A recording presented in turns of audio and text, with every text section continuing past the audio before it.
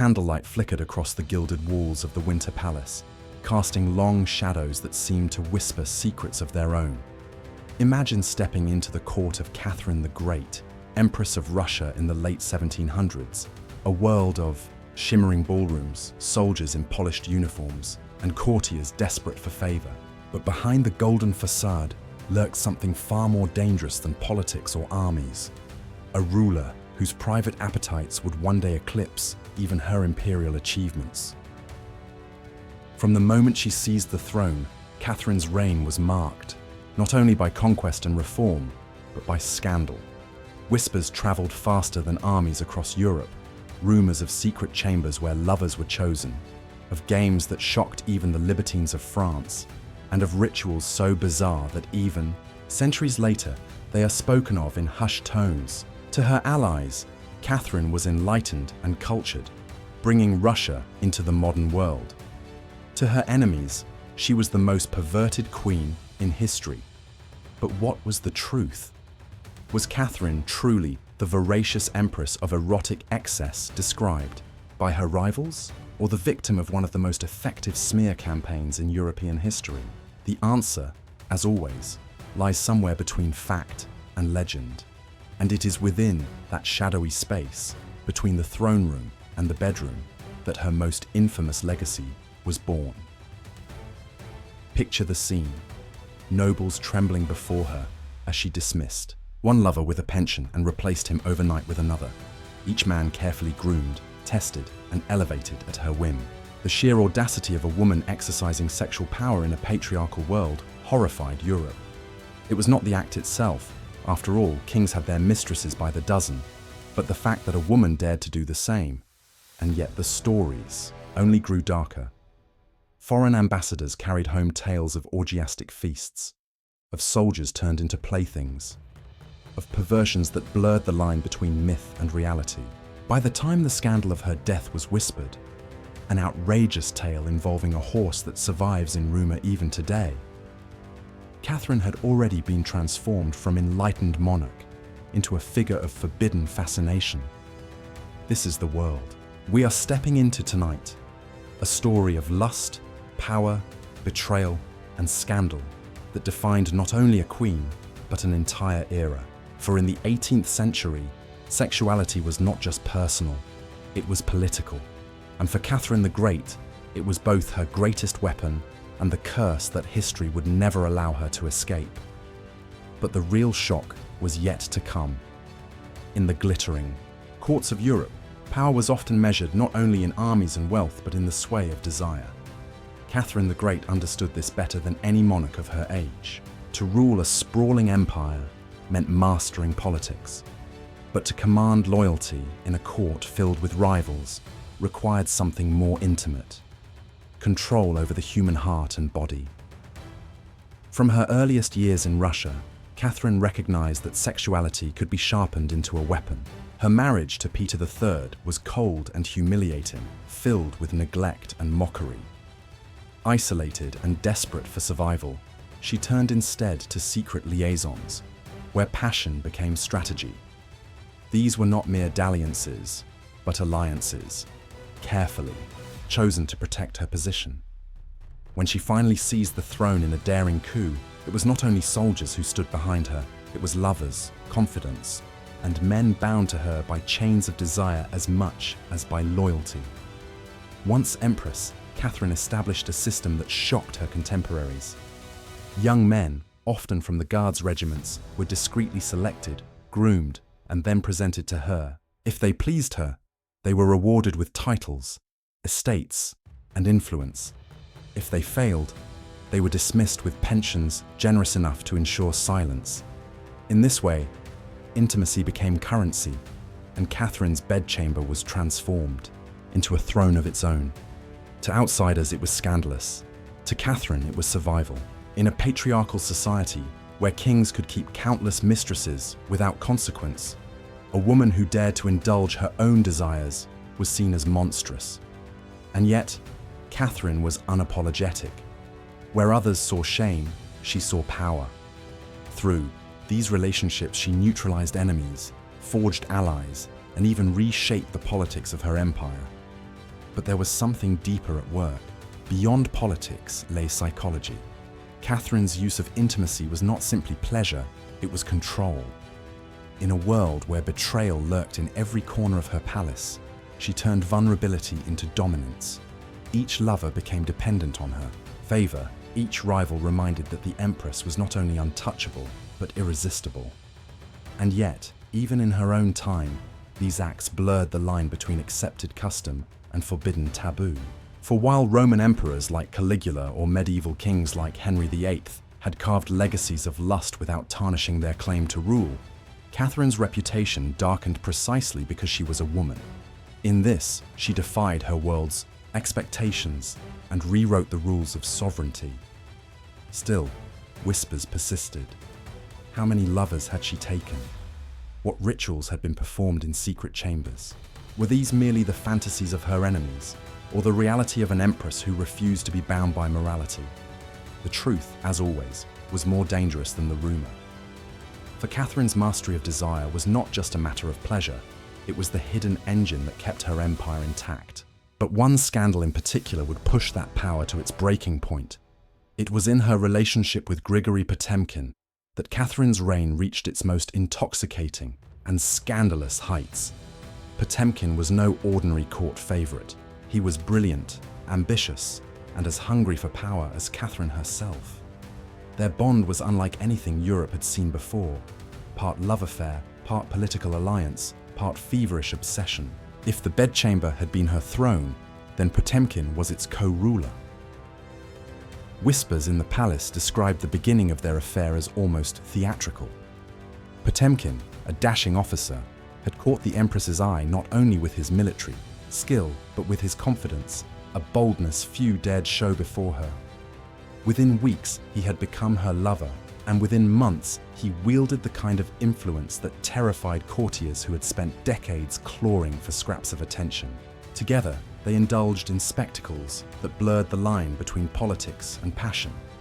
Masked balls where power was traded behind closed doors, banquets rumored to slide into orgiastic displays, and games in which generals and noblemen were forced into roles meant to amuse their empress and her chosen consort. But this was no simple debauchery. Potemkin was as much Catherine's partner in empire as in bed. He masterminded military campaigns that expanded Russia's reach into Crimea and the Black Sea, reshaping the map of Europe. He built fleets, cities, and fortresses, often while maintaining an unbreakable, almost mystical bond with Catherine. Letters between them reveal an intimacy both tender and obsessive, addressing each other as soulmate, beloved, even husband and wife in private, though no marriage was ever formally acknowledged. And yet, their passion was volatile. They quarreled as fiercely as they loved, their clashes shaking the court. Rumors flew that their arguments ended in violent reconciliations, that gifts of jewels and titles were used to soothe wounds inflicted by jealousy and suspicion. To their rivals, the relationship was scandal enough. An empire ruled from a bed, with generals rising or falling, depending on their role in the Empress's favor. The most shocking stories, however, came not from their love, but from the rituals said to surround it. Foreign diplomats sent dispatches describing Catherine's chambers as theaters of excess. Rooms hung with mirrors, exotic wines, and food served in endless streams. Lovers tested for their stamina and skill before being allowed into the Empress's presence. Whether these tales were fact or invention, they spread like wildfire, cementing her reputation as a ruler ruled by desire. But Potemkin's rise had consequences. Jealous nobles whispered that Catherine was enslaved to him, that the throne itself had become his plaything. Rivals at court plotted, alliances shifted, and foreign monarchs sneered at the idea of Russia being ruled not by a sovereign, but by her lover. And when Potemkin eventually stepped back from being her daily companion, choosing instead to manage affairs of state and military campaigns, Catherine replaced him with younger favorites, yet never cut him from her heart. Their strange arrangement endured, a tangled web of power, sex, and empire. In the end, the affair left Europe divided. To some, it was proof of Catherine's moral corruption, a descent into depravity that mocked the dignity of monarchy.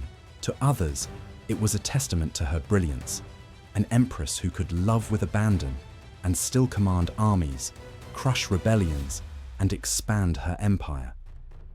But for Catherine herself, Potemkin was more than scandal. He was the one man who matched her in both appetite and ambition.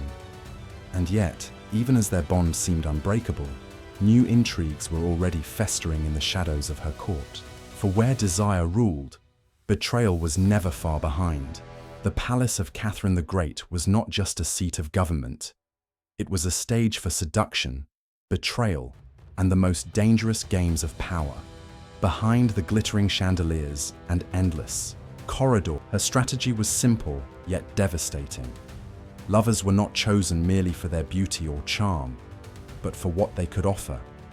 A handsome young guardsman might be elevated to noble rank overnight, while a loyal courtier could see his influence multiply tenfold after a single night in the Empress's chambers. To many, it was the ultimate prize. Intimacy with Catherine meant not just pleasure, but estates, wealth, and political survival.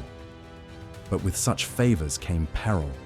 One misstep, one rival's whisper, and a lover could find himself disgraced, stripped of power, or cast aside entirely. The court became a hive of intrigue. Rival factions formed around the Empress's bed, with jealous nobles plotting against one another, each desperate to place their champion in her favor. Some of these rivalries turned deadly. Ambitious families pushed their sons forward, hoping to secure the empire's future through the intimacy of a single woman. Spies lurked in bedrooms and corridors, collecting secrets whispered in passion to trade as currency in the brutal marketplace of politics. Beyond Russia's borders, monarchs looked on with disdain or envy.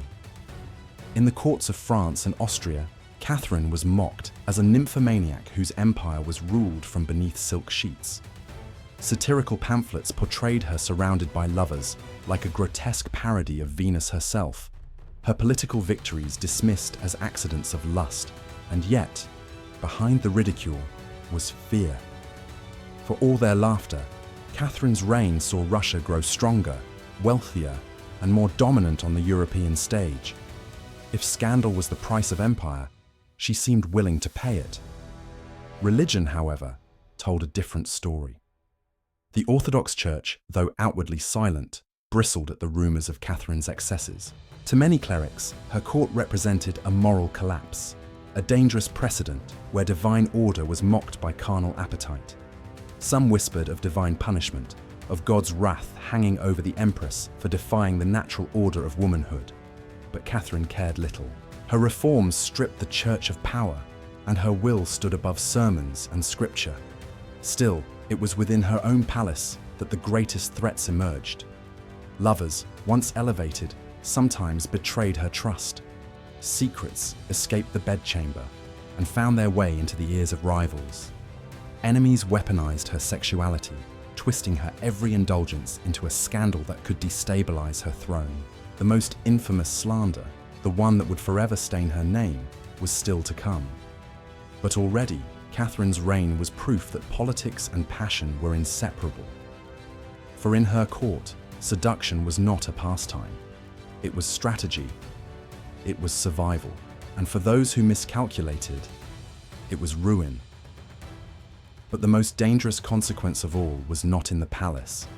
It was in the hearts of her people, whose whispers carried scandal far beyond gilded walls, reshaping how history would remember her. Forever, outside the walls of Catherine's golden palaces, Russia's vast empire stretched from frozen forests to endless steppes, and in the villages and markets, the Empress's reputation took on a life of its own.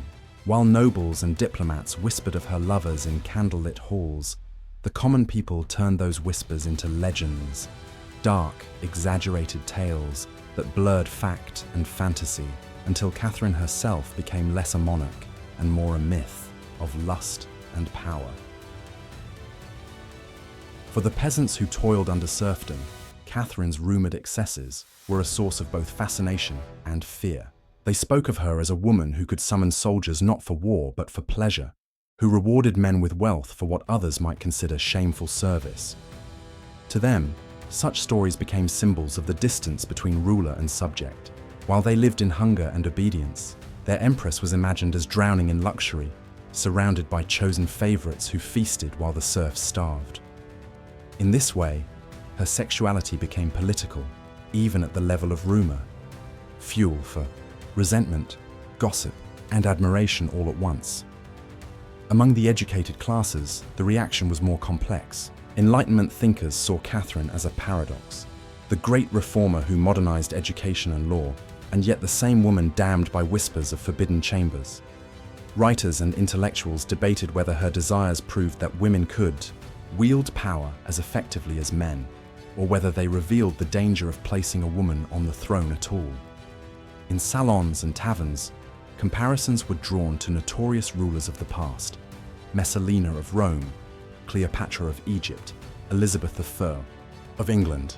Each comparison was loaded with gendered judgment, for male rulers' mistresses were celebrated, but Catherine's lovers became evidence of corruption. And yet, behind the slander, there was an uncomfortable truth. In Russia itself, sexual double standards ruled daily life. Men, particularly nobles, were permitted to keep mistresses openly, to exploit serfs without consequence, to wield intimacy as an entitlement. Women, by contrast, were expected to remain submissive, silent, and faithful. Catherine shattered that model. She claimed for herself what society reserved for men, and in doing so, she exposed the hypocrisy of her world.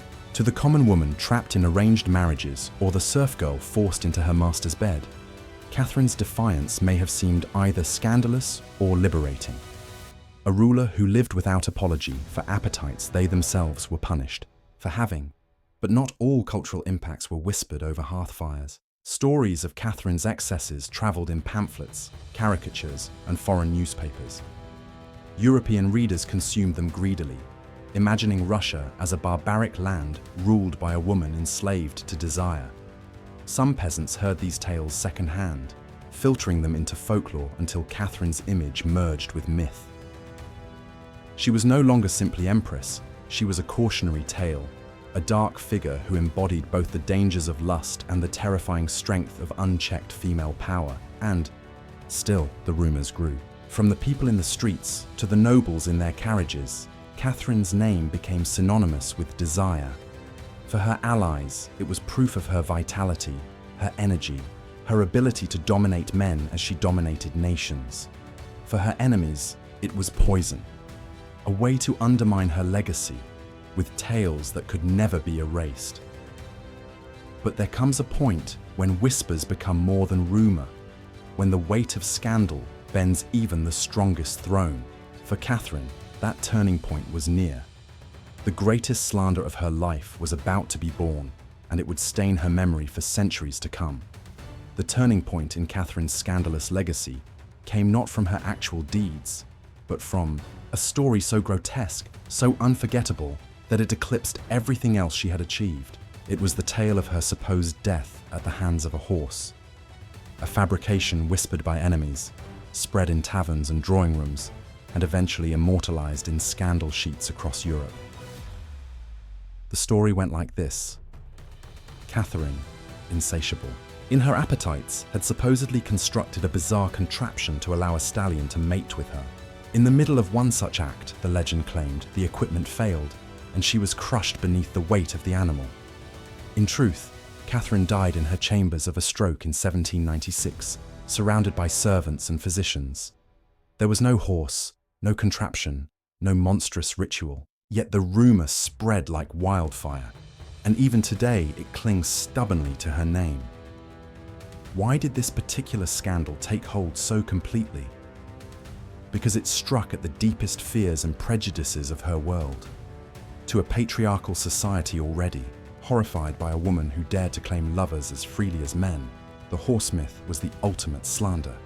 It portrayed her as not only immoral, but inhuman. It was a story that stripped away her humanity and reduced her to a creature of monstrous lust, a warning about what happened when women escaped the confines of proper morality. The rumor was not born in Russia alone.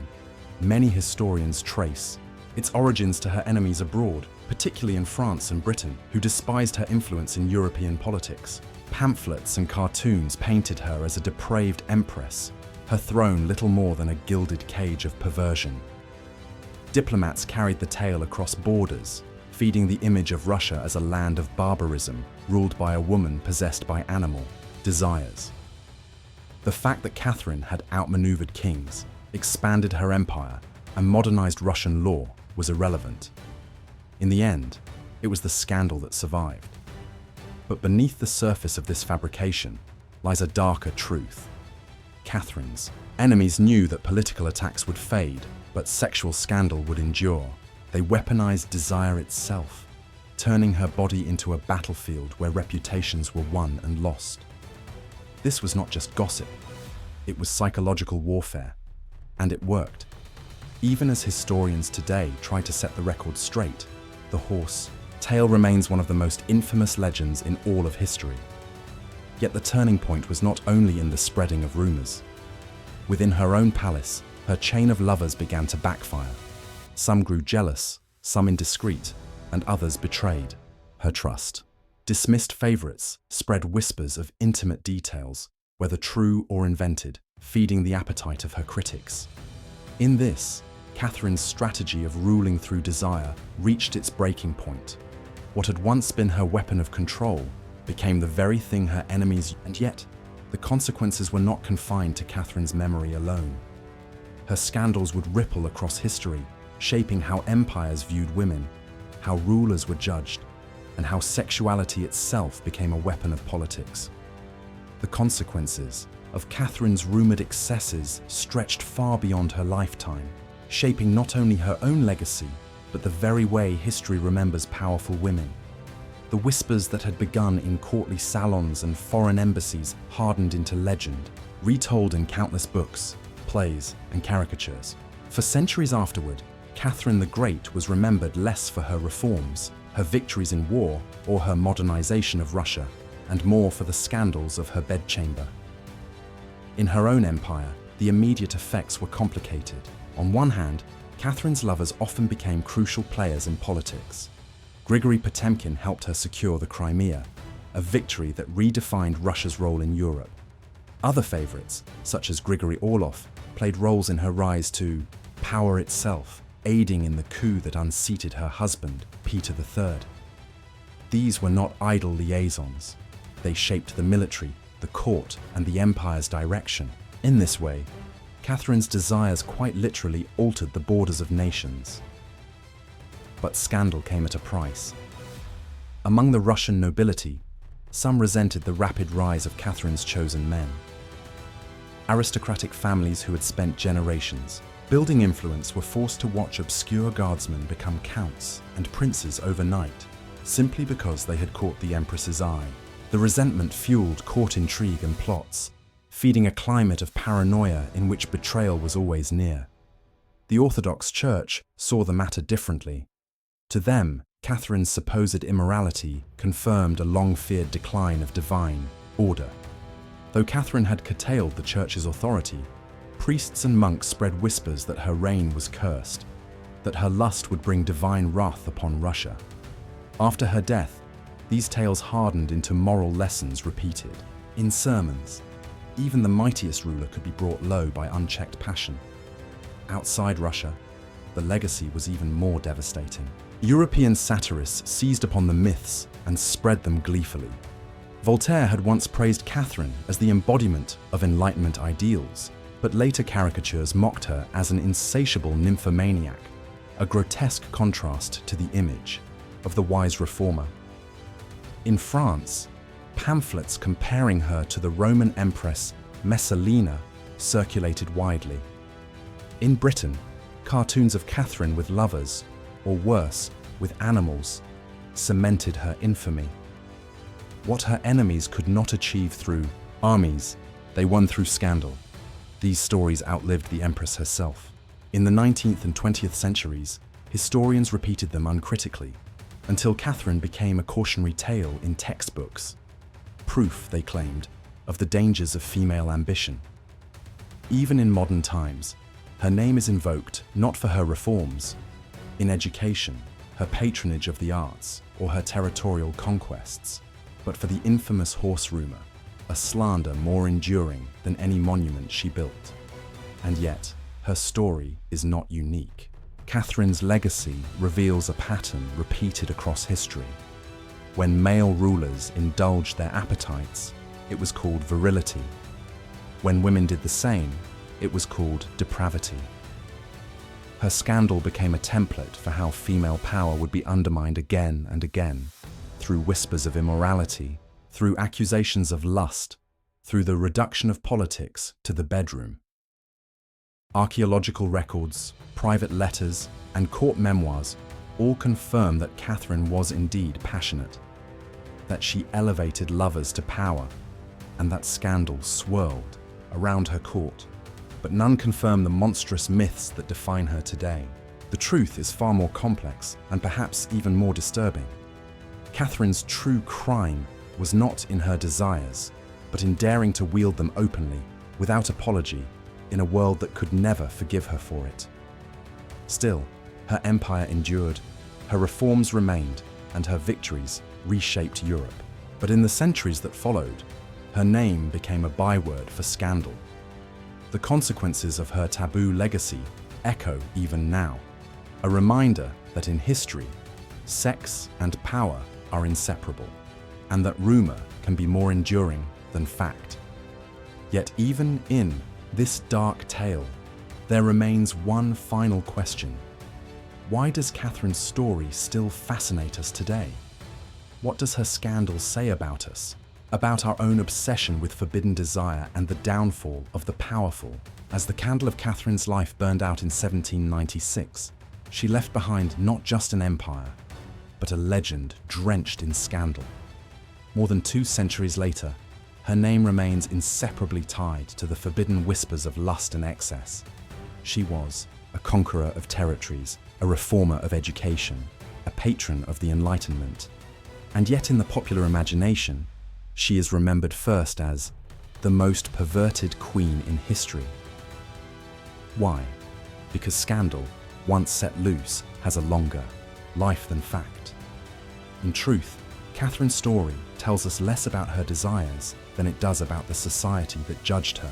Her male counterparts, Henry V with his mistresses and broken wives, Louis XIV with his endless liaisons, or even Peter the Great, Catherine's predecessor, indulged with impunity. They were admired, even celebrated for their appetites. Catherine, however, was condemned.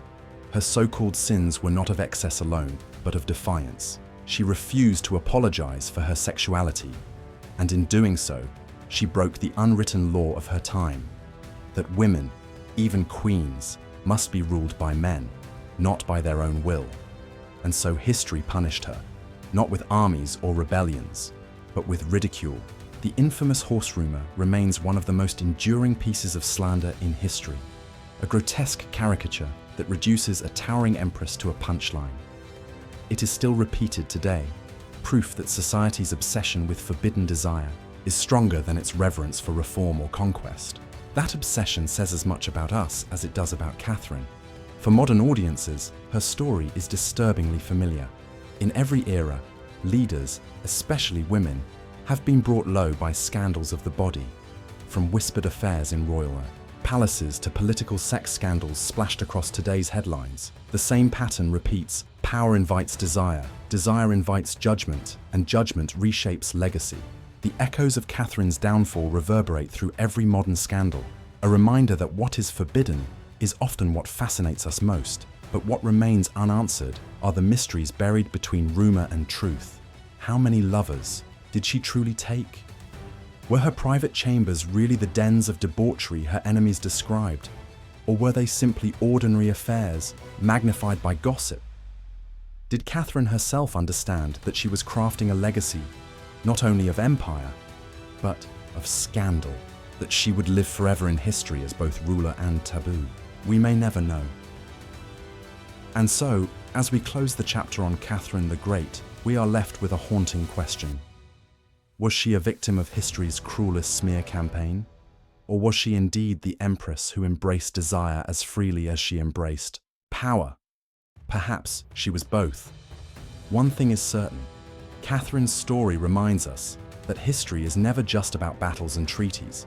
It is about the hidden chambers, the forbidden whispers, and the dangerous ways desire and power intertwine. She ruled with brilliance, passion, and audacity, and for that, she was immortalized not just as a sovereign, but as a scandal.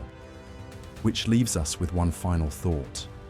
If this is what we know of Catherine, what other secrets still lie buried in the shadows of history, waiting to be uncovered?